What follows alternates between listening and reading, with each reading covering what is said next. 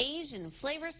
We are cooking up a storm with Jacob Dickey today here in the CI kitchen.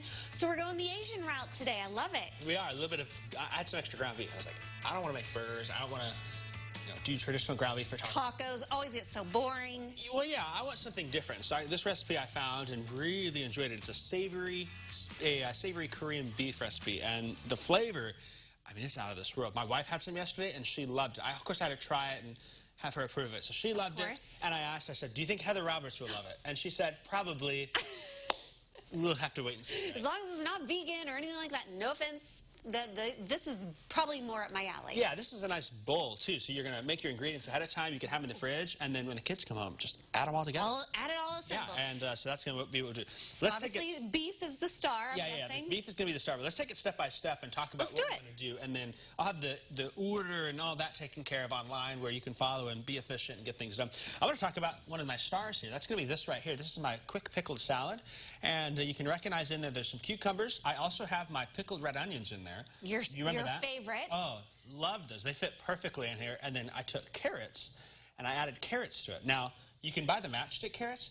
Why not just take, everyone's got little baby carrots at home, right? They're about $1 for a pound. Throw them in the food processor. Throw them in the food processor, grind them up. But if you want to do matchstick carrots, go for that too. Add that together. You're going to have some water, honey, salt, and some rice vinegar to give it a little bit of flavor.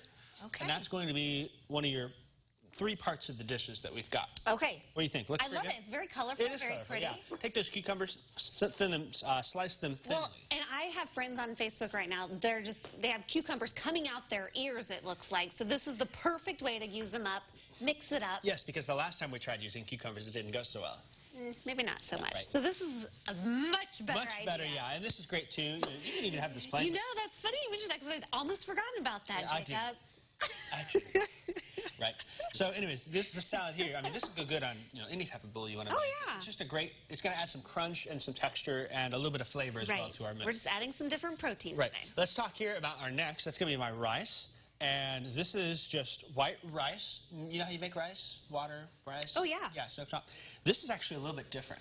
I've gone with coconut rice, and I've replaced half of my water with coconut milk from the can, and then I've also added some shredded coconut in there to help bring out the flavor. And it really makes it nice and sweet. You don't even notice the coconut flakes. I mean, can you tell there's much? No, absolutely not. There's one right there. It blends in very well. It blends in very well. And it adds a little bit of sweetness, a nice flavor to that rice. Because coconut rice, delicious, right? I don't think I've ever had coconut rice now that you say that. Well, like I've had the cilantro and lime rice. Yeah, once you try this, you're going to be making this all the time. Really? That's all I want. I'm like, honey, we're making the coconut rice, not the regular rice. Because the flavor in there, the sweetness is going to complement the crunch and the saltiness of that. Finally, with the last bit. This is our Korean ground beef. Now I'm seeing some stuff in there. There is some stuff in there here. You make your ground beef just like normal. We're going to start and add some ginger, and we're going to add some garlic. Now, when you use ginger, do you use the real thing, or do you use the powder? I am actually going to use the real thing. Ginger Keeping paste. it simple. This here is excellent, and this is great for adding to dishes. Just grab some ginger paste. You can use dried ginger, too. If you use, like, real ginger, the root, actually. Yeah. I've just found that's really tough to work with in cooking. And so this ginger paste gives me the flavor I love, and it's super easy. I mean, you just add some squirts in there, and you've got it here. So you've got that ginger paste. Add some squirts. Oh, my. Anyways, let me rephrase that. You can add a few... Dollops? Dollops. There we go. I love that. I love a little dollop. We're going to add a couple of dollops of that in there, and then a couple of tablespoons of the minced garlic. The big jar. Can you go wrong with that? Love it. Can you go wrong with that? It's the best thing to have here. Save some time. Do that. So you're going to make your ground beef together and mix that in there. When you're done, then I've actually made a sauce that's going to pair with it. This is my list of ingredients right here with all of the sauces. We'll just go down the line.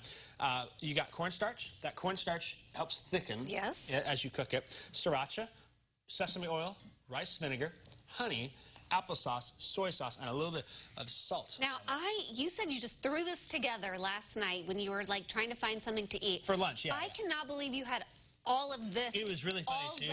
I didn't want to go to the grocery store, and I actually had it on, and I surprised myself. Wow. Because I mean, you do some cooking with Asian, you can get a lot of stuff like this in there. Absolutely. Okay, we're out of time. Yep. But this recipe will be on your Facebook page, on the website. And then we're going to assemble something for you, right? Well, of course.